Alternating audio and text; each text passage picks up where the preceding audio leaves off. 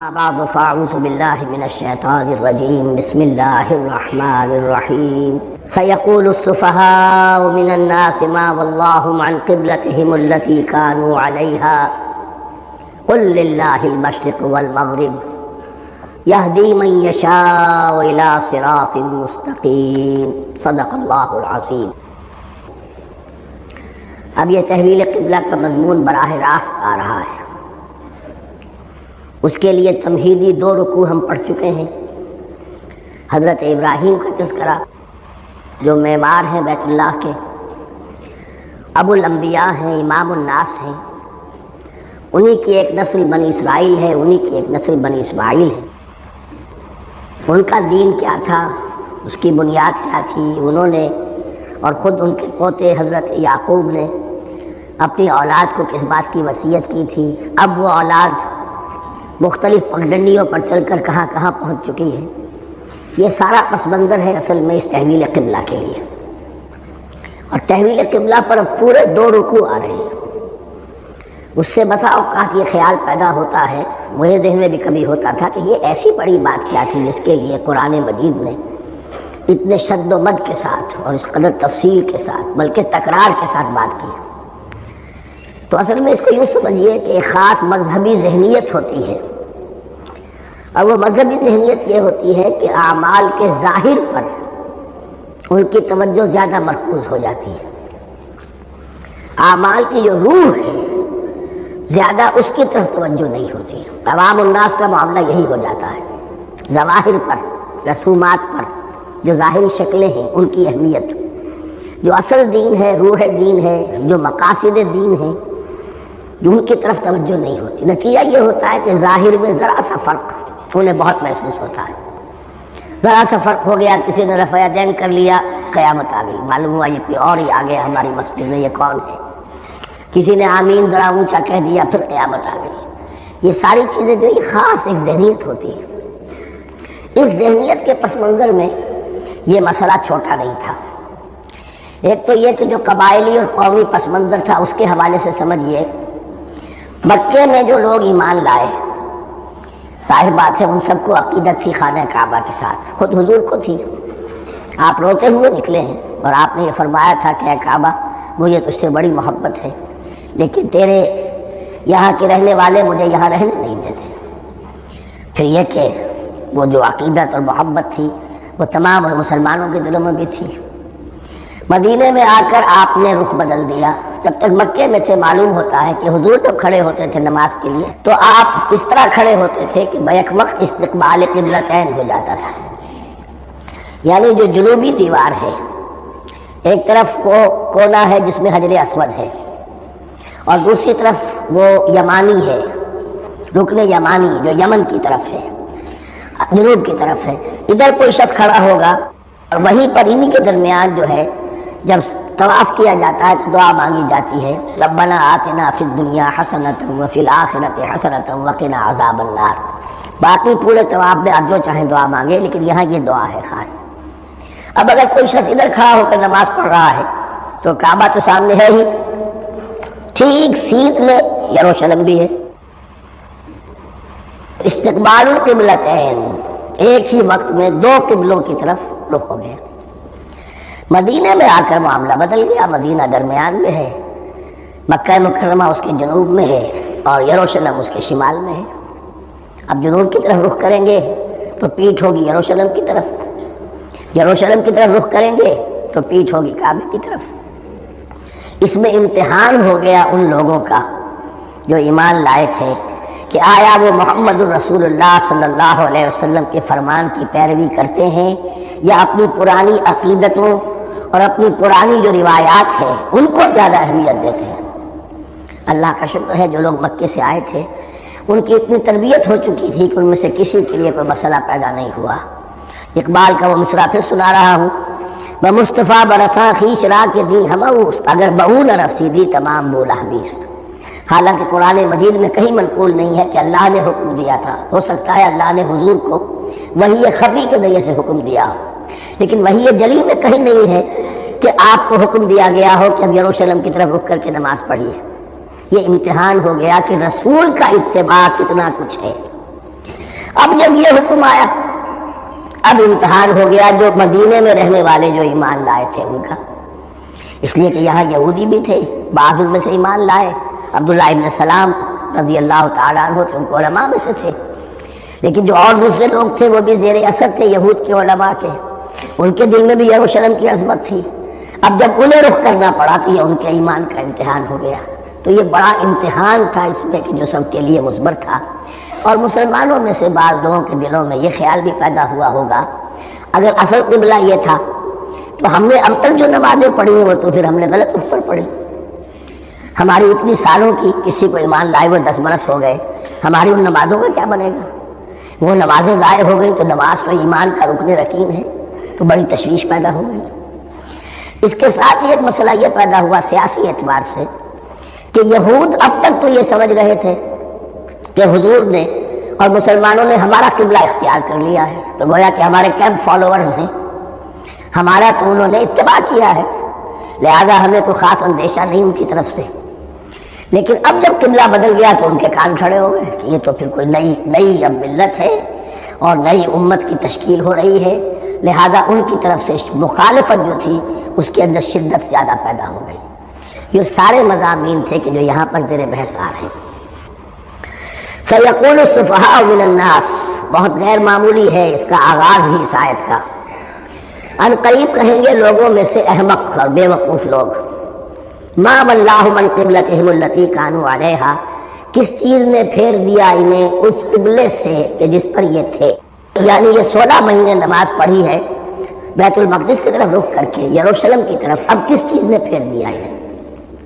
قُلْ لِلَّهِ الْمَشْرِقُ وَالْمَغْرِبُ، دیکھیے وہی الفاظ جو 14ویں رکوع میں آئے تھے جو تمہید بن رہے تھے، کہہ دیجئے کہ اللہ ہی کے لیے ہے مشرق اور مغرب۔ گویا کہ شمال اور جنوب، مشرق و مغرب، شمال و جنوب، محاورے میں مشرق و مغرب زیادہ استعمال ہوتا ہے، سب اللہ کے ہیں، اللہ کسی سمت میں محدود نہیں ہے۔ یہدی من یشاء الی صراط مستقیم، وہ جس کو چاہتا ہے سیدھے راستے کی طرف ہدایت دے دیتا ہے۔ وَكَذَلِكَ جَعَلْنَاكُمْ، اب یہ خاص بات کہی جا رہی ہے، اے مسلمانوں تم اس تحویل قبلہ کو معمولی بات نہ سمجھو، یہ علامت ہے اس بات کی کہ اب تمہیں وہ حیثیت حاصل ہو گئی۔ وَكَذَلِكَ جَعَلْنَاكُمْ أُمَّةً وَسَطًا لِتَكُونُوا شُهَدَاءَ عَلَى النَّاسِ وَيَكُونَ الرَّسُولُ عَلَيْكُمْ شَهِيدًا، اب تمہارا فرض منصب یہ ہے کہ رسول نے جس دین کی گواہی تم پر دی ہے اپنے عمل سے، اپنے قول سے، اسی دین کی گواہی تمہیں دینی ہے اپنے قول سے اور اپنے عمل سے پوری نوع انسانی پر۔ اب تم لنک بن گئے ہو، اب تک نبوت کا سلسلہ جاری تھا، ایک نبی کی تعلیم ختم ہوئی، بگڑ گئی، تحریف ہو گئی، غائب ہو گئی، دوسرا نبی آ گیا، پھر کوئی تیسرا آ گیا، چلے آ رہے۔ لہذا ہر دور کے اندر اب وہ جو معاملہ تھا تسلسل کے ساتھ چل رہا تھا، اب یہاں نبوت ختم ہو رہی ہے محمد رسول اللہ صلی اللہ علیہ وسلم پر، تو نوع انسانی تو ختم نہیں ہو رہی، ابھی قیامت تو نہیں آئی ہے۔ اب آگے لوگوں کو تبلیغ کرنا، ان تک دین پہنچانا، ان پر حجت قائم کرنا، ان کا احقاق حق پر ابطال باطل کا فریضہ سر انجام دینا، یہ کون کرے گا؟ تو پہلے تو ہمیشہ اللہ کی طرف سے وہی جبریل لائے اور نبی کے پاس آ گئے، نبی نے لوگوں کو سکھا دیا۔ اب یہ کہ اللہ سے جبریل لائے محمد کے پاس، محمد نے سکھایا تمہیں، اور تمہیں سکھانا ہے پوری نوع انسانی کو، تو تم اب وہ درمیانی لنک ہو۔ وَكَذَلِكَ جَعَلْنَاكُمْ أُمَّةً وَسَطًا لِتَكُونُوا شُهَدَاءَ عَلَى النَّاسِ وَيَكُونَ الرَّسُولُ عَلَيْكُمْ شَهِيدًا، یہ مضمون زیادہ کھلے گا چل کر سورہ حج کی آخری آیات میں۔ اسی طرح سے مراد یہ تحویل قبلہ ایک مظہر ہے اس کا، اس سے اب تم اپنی ذمہ داریوں کا اندازہ کرو، صرف خوشیاں نہ مناؤ، جشن نہ مناؤ، بلکہ یہ کہ یہ ایک بہت بڑی ذمہ داری کا بوجھ ہے جو تم پر آ گیا۔ کبھی ہم نے اپنے بندے محمد کے کاندھوں پر جب یہ بوجھ رکھا تھا تو ان سے بھی کہا تھا صلی اللہ علیہ وسلم، اِنَّا سَنُلْقِي عَلَيْكَ قَوْلًا ثَقِيلًا، اے نبی ہم آپ پر ایک بھاری بات ڈالنے والے ہیں۔ وہی بھاری بات بہت بڑے پیمانے پر اب تمہارے کندھوں پر آ گئی ہے۔ وَكَذَلِكَ جَعَلْنَاكُمْ أُمَّةً وَسَطًا لِتَكُونُوا شُهَدَاءَ عَلَى النَّاسِ وَيَكُونَ الرَّسُولُ عَلَيْكُمْ شَهِيدًا وَمَا جَعَلْنَا الْقِبْلَةَ الَّتِي كُنْتَ عَلَيْهَا، اور ہم نے نہیں قرار دیا تھا اس قبلے کو جس پر کہ اے نبی آپ پہلے تھے۔ یعنی یہ دو طرح کی بات ہو سکتی ہے، وہی خفی سے اللہ نے فرمایا ہو کہ اے محمد اب کچھ عرصے کے لیے یروشلم کی طرف رخ کر کے نماز پڑھو، وہی جلی میں نہیں ہے، اور یہ بھی ہو سکتا ہے یہ حضور کا اجتہاد ہو اور اسے اللہ نے قبول فرما لیا، دونوں باتوں کا امکان موجود ہے۔ حضور کے اجتہاد پر اگر اللہ کی طرف سے نفی نہ آئے تو وہ گویا اللہ کی طرف سے۔ وَمَا جَعَلْنَا الْقِبْلَةَ الَّتِي كُنْتَ عَلَيْهَا إِلَّا لِنَعْلَمَ مَن يَتَّبِعُ الرَّسُولَ وَمِمَّن يَنقَلِبُ عَلَىٰ عَقِبَيْهِ، اور نہیں ٹھہرایا تھا ہم نے اس قبلے کو جس پر کہ آپ رہے ہیں مگر یہ جاننے کے لیے کہ کون ہے، یہ ظاہر کرنے کے لیے کہ کون ہے کہ جو اتباع کرتے ہیں رسول کا صلی اللہ علیہ وسلم، اور وہ کون ہے کہ جو اپنی ایڑیوں کے بل لوٹ جاتے ہیں۔ یعنی مدینے میں آ کر اگر کوئی مکے کا مسلمان کہتا صاحب یہ قبلہ مجھے قبول نہیں ہے، وہ واپس ہو جاتا، ایسا ہوا نہیں۔ اور اب جب مکے کی طرف رخ ہو گیا ہے تو کوئی انصار میں سے کوئی مدینے میں جو ایمان لائے ان میں سے کسی نے کہا کہ ٹھیک ہے جی ہمارا قبلہ وہ تھا، اب آپ نے اپنا قبلہ بدل لیا، آپ کا راستہ اور ہمارا راستہ اور، نہیں، وہ تمام کے تمام مسلمان ان آزمائشوں میں کامیاب ہوئے۔ وَإِن كَانَتْ لَكَبِيرَةً إِلَّا عَلَى الَّذِينَ هَدَى اللَّهُ، اور واقعہ یہ ہے یقیناً یہ بہت بڑی بات تھی، اس طرح قبلے کے اندر تبدیلی قبول کر لینا آسان بات نہیں ہوتی، بڑا حساس مسئلہ ہوتا ہے، مگر ان کے لیے کہ جن کو اللہ نے ہدایت دی۔ وَمَا كَانَ اللَّهُ لِيُضِيعَ إِيمَانَكُمْ، اور اللہ ہرگز تمہارے ایمان کو ضائع کرنے والا نہیں ہے۔ ایمان سے یہاں مراد نماز جو ہے الصلاۃ عماد الدین، وہ جو تشویش ہو گئی تھی کہ ہماری ان نمازوں کا کیا بنے گا جو ہم نے 16 مہینے پڑھی ہے بیت المقدس کی طرف رخ کر کے۔ وَمَا كَانَ اللَّهُ لِيُضِيعَ إِيمَانَكُمْ، اس وقت وہ حکم تھا رسول کا، وہ اللہ کے ہاں مقبول ہے، اس وقت یہ حکم ہے جو تمہیں رسول کی معرفت مل رہا ہے، اب تم اس کی پیروی کرو۔ ان اللہ بالناس لرؤوف الرحیم، یقیناً اللہ تعالیٰ تو انسانوں کے حق میں بہت ہی شفیق ہے اور بہت ہی رحیم ہے۔ قد نرى تقلب وجهك في السماء، معلوم ہوتا ہے خود حضور کو انتظار تھا اس فیصلے کا، اور معلوم ہوتا ہے کہ آپ پر بھی شاخ گزر رہا تھا یہ وقفہ کہ جس میں نماز پڑھتے ہوئے پیٹھ ہو رہی تھی بیت اللہ کی طرف، تو آپ بار بار آپ کی نگاہیں آسمان کی طرف اٹھتی تھی کہ کب وحی آئے، کب جبرائیل حکم لے کر آئے۔ قد نرى تقلب وجهك في السماء، اے نبی ہم نے آپ کے چہرے کا بار بار آسمان کی طرف اٹھنا دیکھ لیا ہے۔ فَلَنُوَلِّيَنَّكَ قِبْلَةً تَرْضَاهَا، اس آیت میں بڑی شفقت، بڑی محبت، بڑی عنایت ہے محمد الرسول اللہ صلی اللہ علیہ وسلم کے لیے اللہ کی طرف سے، تو ہم بدلے دیتے ہیں، پھیرے دیتے ہیں قبلہ جو آپ کو پسند ہے۔ ظاہر بات ہے کہ حضور کو جو محبت تھی اور جو بھی آپ کو ایک رشتہ قلبی تھا بیت اللہ کے ساتھ، فَلَنُوَلِّيَنَّكَ قِبْلَةً تَرْضَاهَا، ہم بدلے دیتے ہیں، بدل دیں گے قبلہ اسی طرف جو آپ کو پسند ہے۔ فَوَلِّ وَجْهَكَ شَطْرَ الْمَسْجِدِ الْحَرَامِ، تو بس اب پھیر دیجئے اپنے رخ کو مسجد حرام کے رخ پر۔ وَحَيْثُ مَا كُنْتُمْ، اور مسلمانوں جہاں کہیں بھی تم ہو، مدینے میں ہو یا کہیں اور ہو، مغرب میں ہو، شمال میں ہو، جنوب میں ہو، کہیں ہو، فَوَلُّوا وُجُوهَكُمْ شَطْرَهُ، تو اپنا چہرہ نماز میں اسی کے رخ پر پھیرو۔ وَإِنَّ الَّذِينَ أُوتُوا الْكِتَابَ لَيَعْلَمُونَ أَنَّهُ الْحَقُّ مِنْ رَبِّهِمْ، اور جن لوگوں کو کتاب دی گئی تھی وہ جانتے ہیں کہ یہ حق ہے ان کے پروردگار کی طرف سے۔ تورات میں بھی یہ مذکور تھا کہ اصل قبلہ ابراہیمی وہی تھا، اس لیے کہ یروشلم تو تعمیر کیا ہے حضرت ابراہیم سے کوئی 1000 سال کے بعد حضرت سلیمان نے۔ یہ جو بھی ہیکل سلیمانی ہے کم سے کم 1000 برس کا فصل ہے حضرت ابراہیم میں حضرت سلیمان میں۔ تو حضرت ابراہیم کا قبلہ کون سا تھا؟ تو وہ بھی مولانا امین احسن اصلاحی صاحب نے اردو میں ترجمہ کیا ہے مولانا حمید الدین فراہی کی کتاب کا، اور وہ بہت اہم ہے اس موضوع کو سمجھنے کے لیے۔ بہت سے مسلمان مفسرین نے بھی اس میں ٹھوکر کھائی ہے۔ ان الذین اوتوا الکتاب لیعلمون انہ الحق من ربہم وما اللہ بغافل عما یعملون، اور اللہ غافل نہیں ہے اس سے کہ جو وہ کر رہے ہیں۔ ولئن اتیت الذین اوتوا الکتاب بکل آیۃ ما تبعوا قبلتک، اے نبی آپ ان اہل کتاب کو اگر تمام دلائل بھی دے دیں گے، تمام نشانیاں بھی دکھا دیں گے، تب بھی یہ آپ کے قبلے کی پیروی نہیں کریں گے۔ وما انت بتابع قبلتہم، اور نہ ہی اب آپ پیروی کرنے والے ہیں ان کے قبلے کی۔ یہ تو لکم دینکم ولی دین والا معاملہ ہو گیا۔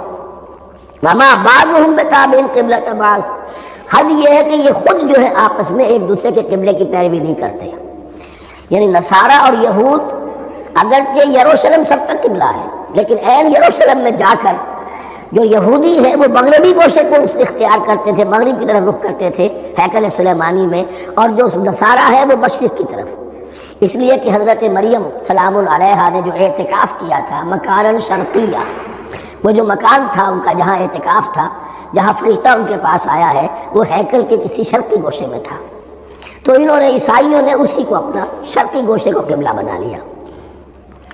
وَلَئِنِ اتَّبَعْتَ أَهْوَاءَهُمْ، اور اے نبی اگر بالفرض آپ نے ان کی خواہشات کی پیروی کی، من بعد ما جاءك من العلم، اس کے بعد کہ آپ کے پاس العلم صحیح علم آ چکا ہے، انک اذا لمن الظالمین، تو آپ بھی پھر ظلم کرنے والوں میں سے ہو جائیں گے، معاذ اللہ۔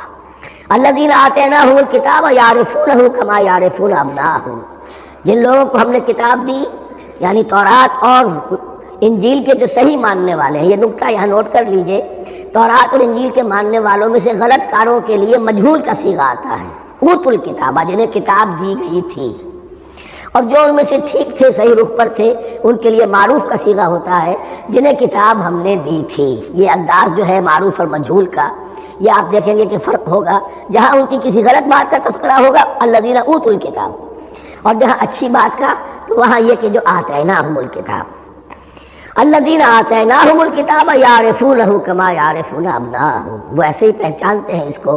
ہو کی ضمیر قبلے کی طرف بھی ہے، اور ہو کی ضمیر محمد الرسول اللہ کی طرف بھی ہے، ہو کی ضمیر قرآن کی طرف بھی ہے، ایسے پہچانتے ہیں جیسے اپنے بیٹوں کو۔ وَإِنَّ فَرِيقًا مِّنْهُمْ، اور یقیناً ان میں سے ایک گروہ وہ ہے لَيَكْتُمُونَ الْحَقَّ وَهُمْ يَعْلَمُونَ، جو جانتے بوجھتے حق کو چھپاتے ہیں۔ الحق من ربک، یہ حق ہے آپ کے رب کی طرف سے، فلا تکونن من الممترین، تو آپ ہرگز نہ بنے شک کرنے والوں میں۔ یہ حضور سے خطاب ہو رہا ہے، اور حضور کی وساطت سے اصل میں ہر مسلمان سے خطاب ہو رہا ہے، یہ بات ان سے کہی جا رہی ہے کہ اس میں کوئی شک اپنے پاس مت آنے دو، یہ تو حق ہے تمہارے پروردگار کی طرف سے۔ وَلِكُلٍّ وِجْهَةٌ هُوَ مُوَلِّيهَا، ہر ایک کے لیے ہم نے ایک رخ معین کر دیا جس کی طرف کہ وہ رخ کرتا ہے۔ فَاسْتَبِقُوا الْخَيْرَاتِ، تو مسلمانوں تمہارے لیے ایک رخ تو ہم نے معین کر دیا بیت اللہ کا، ایک باطنی رخ کیا ہے؟ نیکیوں میں ایک دوسرے سے آگے بڑھنے کی کوشش کرو۔ ایک ہے ظاہر، نماز کا ظاہر ہے، آپ نے قبلے کی طرف رخ کر لیا ہے، آپ نے وضو کیا ہے، ایک نماز کا باطن ہے، خشوع ہے، خضوع ہے، حضور قلب حاصل ہے، رقت ہے، معلوم ہے کس کے سامنے حاضری ہے۔ اسی طریقے سے قبلہ ایک تو یہ ہے جو کہ کعبہ ہے بیت اللہ ہے، ایک یہ فاستبقوا الخیرات، تم ہر نیکی کے اندر ایک دوسرے سے آگے بڑھنے کی کوشش کرو۔ اینما تکونوا یأتی بکم اللہ جمیعا، جہاں کہیں بھی ہوگے اللہ تم سب کو لے آئے گا، جمع کر دے گا۔ ان اللہ علی کل شیء قدیر، یقینا اللہ تعالی ہر چیز پر قادر ہے۔ ومن حیث خرجت فول وجهک شطر المسجد الحرام، اور جدھر سے بھی آپ کا نکلنا ہو، کہیں سفر کریں، کہیں بھی جائیں، تو آپ اپنا رخ پھیر دیجئے مسجد حرام کی طرف۔ وَإِنَّهُ لَلْحَقُّ مِن رَبِّكَ، اور یہ یقیناً حق ہے آپ کے رب کی طرف سے۔ وَمَا اللَّهُ بِغَافِلٍ عَمَّا تَعْمَلُونَ، اور اللہ غافل نہیں اس سے کہ جو تم کر رہے ہو۔ یہاں بظاہر جو ہے کلام حضور سے ہے، اصل میں مسلمانوں سے خطاب ہے بواسطہ محمد صلی اللہ علیہ وسلم۔ وَمِنْ حَيْثُ خَرَجْتَ فَوَلِّ وَجْهَكَ شَطْرَ الْمَسْجِدِ الْحَرَامِ وَحَيْثُ مَا كُنْتُمْ فَوَلُّوا وُجُوهَكُمْ شَطْرَهُ، اور دیکھو جہاں بھی تم نکلو اپنا رخ کرو مسجد حرام کی طرف۔ امریکہ میں جاؤ تب بھی رخ ہوگا مسجد حرام کی طرف، روس میں جاؤ رخ تمہارا ہوگا مسجد حرام کی طرف۔ وَحَيْثُ مَا كُنْتُمْ، اور اے مسلمانوں جہاں کہیں بھی تم ہو، فَوَلُّوا وُجُوهَكُمْ شَطْرَهُ، تو اپنے چہروں کو پھیر دو اسی کے رخ پر۔ لِأَلَّا يَكُونَ لِلنَّاسِ عَلَيْكُمْ حُجَّةٌ، تاکہ نہ رہے لوگوں کے پاس تمہارے خلاف کوئی دلیل۔ اب اس بات کو سمجھ لیجئے کہ چونکہ تورات میں لکھا ہوا تھا کہ نبی آخر الزمان کا قبلہ کعبہ ہوگا، اگر حضور یہ قبلہ اختیار نہ کرتے تو علماء یہود حجت قائم کرتے مسلمانوں پر کہ دیکھو تورات میں تو یہ لکھا ہے اور انہوں نے وہ اختیار نہیں کیا، تو یہ گویا کہ ان کے اوپر اتمام حجت بھی ہو رہا ہے اور قطع عذر بھی ہو رہا ہے، ان کی حجت کی جڑ بھی کٹ رہی ہے۔ الا الذین ظلموا منہم، سوائے ان میں سے ان کے جو ظالم ہیں، اعتراض کرنے کے لیے لاکھ انہوں نے پھر بھی ہیلے بہانے بنائی لینے ہیں۔ فلا تخشوہم، تو اے مسلمانوں ان سے نہ ڈرو، واخشونی، مجھ سے ڈرو۔ وَلِأُتِمَّ نِعْمَتِي عَلَيْكُمْ، اور یہ جو تحویل قبلہ ہوئی ہے اور محمد الرسول اللہ صلی اللہ علیہ وسلم کی بعثت کی بنیاد پر ایک نئی امت کو شکل دی جا رہی ہے اور اسے اب امامت الناس سے سرفراز کیا جا رہا ہے، وراثت ابراہیمی اب اسے منتقل ہو گئی ہے، یہ اس لیے ہے وَلِ أُتِمَّ نِعْمَتِي عَلَيْكُمْ، اپنی نعمت میں تم پر اس کا اتمام فرما دوں، مکمل کر دوں، وَلَعَلَّكُمْ تَهْتَدُونَ، اور تاکہ تم ہدایت یافتہ بن جاؤ۔ کما ارسلنا فیکم رسولا، جیسے کہ ہم نے بھیج دیا ہے تم میں ایک رسول۔ اب یہ دعا ابراہیم و اسماعیل یاد کر لیجئے، ربنا وبعث فیہم رسولا منہم یتلو علیہم آیاتک ویعلمہم الکتاب والحکمۃ ویزکیہم۔ اب گویا کہ وہاں تو دعا تھی، اور یہ 3000 سال کے بعد اس دعا کا ظہور ہو رہا ہے بعثت محمدی کی شکل میں۔ کما ارسلنا فیکم رسولا منکم، جیسے کہ ہم نے بھیج دیا ہے تم میں رسول اپنا، تم ہی میں سے، یتلو علیکم آیاتنا، وہ تلاوت کرتا ہے تم پر ہماری آیات، ویزکیکم، تمہیں پاک کرتا ہے، تزکیہ کرتا ہے تمہارا، ویعلمکم الکتاب والحکمہ، اور تمہیں تعلیم دیتا ہے کتاب و حکمت کی، ویعلمکم ما لم تکونوا تعلمون، اور تمہیں تعلیم دے رہا ہے ان چیزوں کی جو تمہیں معلوم نہیں تھی۔ یہاں ایک نقطہ بڑا اہم ہے، حضرت ابراہیم اور اسماعیل کی دعا میں جو ترتیب تھی یہاں اللہ نے اس کو بدل دیا ہے۔ وہاں کیا تھا؟ تلاوت آیات، تعلیم کتاب و حکمت، پھر تزکیہ۔ یہاں کیا ہے؟ تلاوت آیات، پھر تزکیہ، پھر تعلیم کتاب و حکمت۔ اب ظاہر بات ہے کہ حضرت ابراہیم حضرت اسماعیل نے جو بات کہی وہ بھی غلط تو نہیں ہو سکتی، لیکن ہم یہ کہہ سکتے ہیں کہ اس کی امپرووڈ فارم یہ ہے جو اللہ تعالیٰ کی طرف سے دی گئی، اس لیے کہ تزکیہ مقدم ہے۔ اگر نیت صحیح نہیں ہے تو تعلیم کتاب و حکمت مفید نہیں ہوگی، بلکہ گمراہی میں اضافہ ہوگا۔ نیت کج ہے تو گمراہی بڑھتی چلی جائے گی، اور تزکیہ کا حاصل کیا ہے؟ نیت درست ہو جائے، اخلاص، نحن لہ مخلصون۔ اگر یہ نہیں ہے تو جتنا پڑھو گے، جتنے بڑے عالم ہوگے، شیطان بھی بن سکتے ہو۔ بڑے بڑے فتنے عالموں نے اٹھائے ہیں۔ یہ جو دین اکبری تھا یا دین الہی تھا، اکبر کے تو باپ دادا کو کبھی خیال نہیں آ سکتا تھا اس کا۔ یہ پٹی پڑھانے والے کون تھے؟ ابو الفضل اور فیضی جیسے علماء، بہت بڑے علماء۔ اسی طرح غلام احمد قادیانی، اس کو اصل میں جو بھی پٹیاں پڑھائی ہیں وہ تو پڑھائی حکیم نور الدین نے، جو بہت بڑا عالم تھا، اہل حدیث عالم تھا۔ تو در حقیقت بہت بڑا عالم ہوگا، اگر اس کی کج ہو گئی نیت تو اتنا ہی بڑا فتنہ اٹھا دے گا۔ اس پہلو سے تزکیہ مقدم ہے، اور اس کا ثبوت یہ ہے، یہی مضمون سورہ آل عمران میں آیا، یہی مضمون پھر سورہ جمعہ میں آئے گا، وہاں بھی ترتیب یہی ہے۔ تینوں جگہ پر اللہ کی طرف سے ترتیب یہی ہے، یتلو علیکم آیاتنا ویزکیکم، تمہیں ہماری آیات پڑھ کر سنا رہا ہے اور تمہارا تزکیہ کرتا ہے، ویعلمکم الکتاب والحکمہ، اور اس تزکیے کے بعد پھر تعلیم کتاب و حکمت، ویعلمکم ما لم تکونوا تعلمون، اور تمہیں سکھا رہا ہے جو کچھ علم تمہیں حاصل نہیں تھا۔ فاذکرونی اذکرکم، بس مجھے یاد رکھو، میں تمہیں یاد رکھوں گا۔ یہ بہت بڑا میثاق ہے اور بہت بڑا وعدہ ہے، بہت بڑا وعدہ۔ اور یہاں تک حدیث میں پھر اس کی شرح آئی ہے، میرا بندہ اگر مجھے اپنے دل میں یاد کرتا ہے میں بھی اسے اپنے جی میں یاد کرتا ہوں، اور میرا بندہ اگر میرا ذکر کسی محفل میں کرتا ہے تو میں اس سے بہت اعلیٰ محفل میں اس کا ذکر کرتا ہوں۔ اس کی محفل تو بہت بلند و بالا ہے، ملائے اعلیٰ کی محفل ہے، فرشتے ملائکہ مقربین کی محفل ہے، خدا خود میرے محفل بود اندر لامکا خسرو، محمد شمع محفل بود شب جائے کہ من بودم۔ اب خسرو کس عالم میں تھے جب یہ شعر کہہ گئے ہیں؟ تو بہرحال ہے تو صحیح، ایک محفل تو ہے، میں اس سے بڑی بہتر محفل میں ان کا تذکرہ کرتا ہوں۔ فاذکرونی اذکرکم واشکروا لی ولا تکفرون، اور میرا شکر کرو، میری نعمتوں کا ادراک کرو، اس کا شعور حاصل کرو، اس پر زبان سے بھی شکر ادا کرو، اپنے عمل سے بھی، جوارح سے بھی ان نعمتوں کا حق ادا کرو۔ یہاں وہ 18 رکوع ختم ہو گئے، نصف اول اس سورہ مبارکہ کا مکمل ہو گیا۔ اب آگے سے خطاب ہے، یا ایھا الذین آمنوا، ایک نئی امت آ گئی، چارٹر اس کا آ گیا۔ کیوں بنایا گیا تمہیں؟ لتکونوا شہداء علی الناس ویکون الرسول علیکم شہیدا، تم اب لنک ہو ہمیشہ ہمیشہ کے لیے محمد اور پوری نوع انسانی کے درمیان۔ اسی لیے وہ حدیث بھی تو ہے جو علماء حق ہوتے ہیں ان کے بارے میں فرمایا، علماء امتی کا انبیاء بنی اسرائیل، میری امت کے علماء کا مقام وہی ہے جو بنی اسرائیل کے علماء کا۔ اس لیے کہ اب نبوت تو ختم ہو گئی محمد پر صلی اللہ علیہ وسلم، لیکن یہ کتاب تو ہے، اس کا پہنچانا تو ہے، اس کو عام تو کرنا ہے، حجت تو قائم کرنی ہے، اور صرف تبلیغ سے نہیں، عمل کر کے دکھانا ہے، وہ نظام قائم کر کے دکھانا ہے جو محمد عربی نے قائم کیا صلی اللہ علیہ وسلم، تب حجت قائم ہوگی۔ اس کے لیے تمہیں قربانیاں دینی ہوں گی، مشکلیں جھیلنی ہوں گی، جان و مال کا نقصان برداشت کرنا ہوگا، آرام سے گھر بیٹھے ٹھنڈے پیٹوں کفر جگہ نہیں چھوڑ دے گا اور حق نہیں آ جائے گا۔